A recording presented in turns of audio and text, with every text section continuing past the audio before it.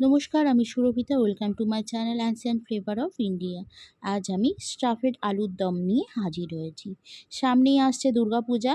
দুর্গাপূজাতে তো অষ্টমীর দিন এই স্টাফেড আলুর দম আর লুচি একসাথে জমে যাবে। তাই প্রথমেই দেখে নেওয়া যাক স্টাফেড আলুর দম বানাতে লাগছে আলু।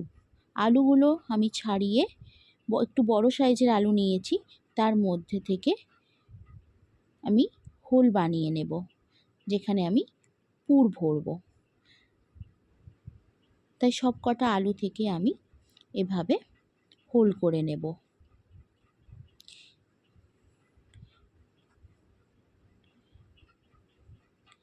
সব কটা আলু এভাবে হোল করা হয়ে গেলে দেখতেই পাচ্ছেন কিভাবে সব আলু কটা হোল বানিয়ে নিয়েছি।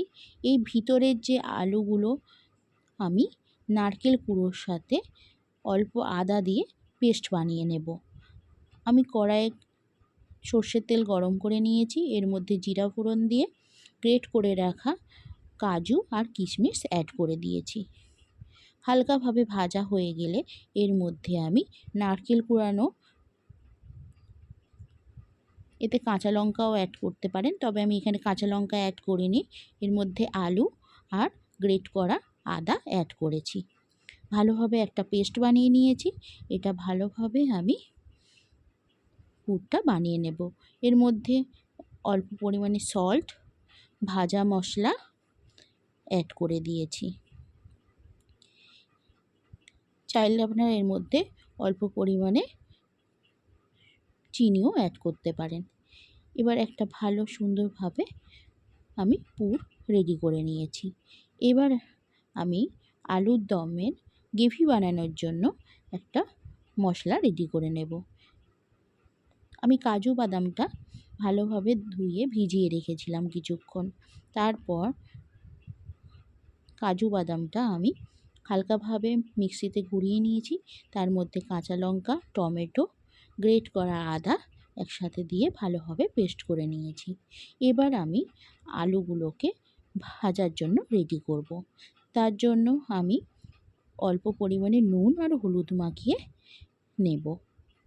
মাখানো হয়ে গেলে সর্ষের তেল কড়াইয়ে গরম করে এবারে আলুগুলো ভালোভাবে লাল লাল করে ভেজে নেব। লাল লাল করে আলুগুলো ভাজা হয়ে গেলে আমি উঠিয়ে নেব। উঠিয়ে কিছুক্ষণের জন্য আমি ঠান্ডা হতে দিয়েছিলাম। ঠান্ডা হয়ে গেলে এবার যে আমার স্টাফিং করার জন্য যে পুরটা রেডি করেছিলাম, সেই পুরটা আমি এর মধ্যে ভরে নেব। সব কটা আলুর মধ্যে পুর ভরা হয়ে গেছে।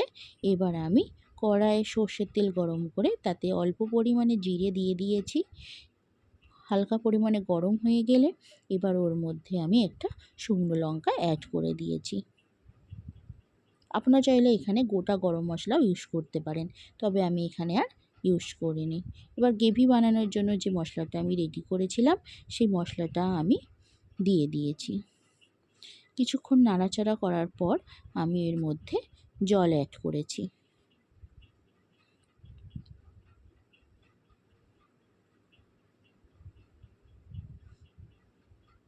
মশলাতে জল অ্যাড করার পর এবার আমি একে একে শুকনো মশলাগুলো অ্যাড করে দেব। শুকনো মশলাগুলো হলো কাশ্মীরি লঙ্কা, জিরে গুঁড়ো, ধনে গুঁড়ো আর অল্প পরিমাণে হলুদ। বেশ ভালোভাবে নাড়াচাড়া করে নেব। মশলা থেকে তেল ছেড়ে আসা পর্যন্ত আমি এইভাবে নাড়তে থাকব।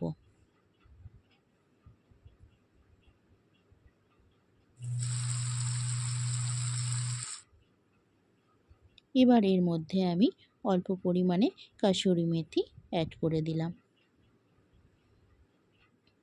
দেখতেই পাচ্ছেন মশলাটা সুন্দরভাবে রেডি হয়ে এসছে।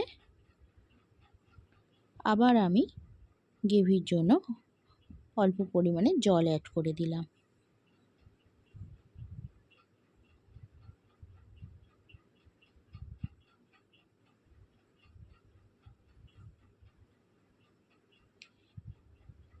এবার গ্রেভিতে আমি অল্প পরিমাণে সল্ট,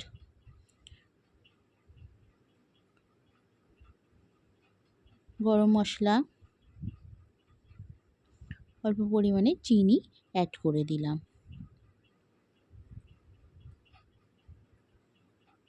অ্যাড করা হয়ে গেলে ভালোভাবে নাড়িয়ে চাড়িয়ে আবার কিছুক্ষণ আমি ফুটতে দেব। এবার ফুটে উঠলে স্টাফড আলুগুলো আমি জলের মধ্যে দিয়ে দেব।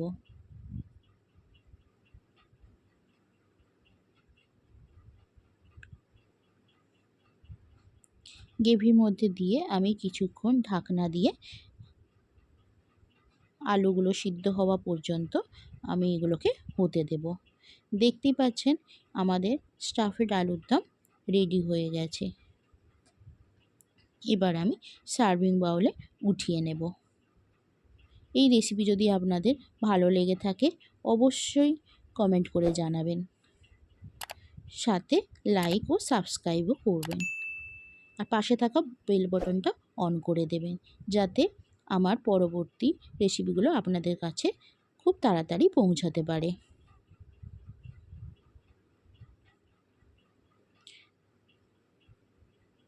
নমস্কার, ভালো থাকবেন, দেখা হবে নেক্সট রেসিপিতে।